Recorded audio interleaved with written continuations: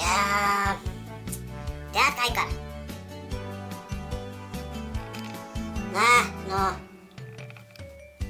Ma vaatasin kalendrist, et aasta on nii nobe, et sünnipäevad hakkavad tulema. Kas varsti hakkab või? Jaa. Näe, meie naabriliina ema saab juba sünnipäeva teha. Eks ta tuleb suur ja puha. Kas tal on vana sünnipäev või on uus? Ei noh, kurat seda teab. Kellele vana, kellele uus, noh. Kas meid ka kutsutakse või? Kaikar, sa jumala ime. Sul pole ju naist. Mis sa sinna lähed? No mis sa räägid siis? No ikka selleks, et peale seda tuleb ju minu sünna.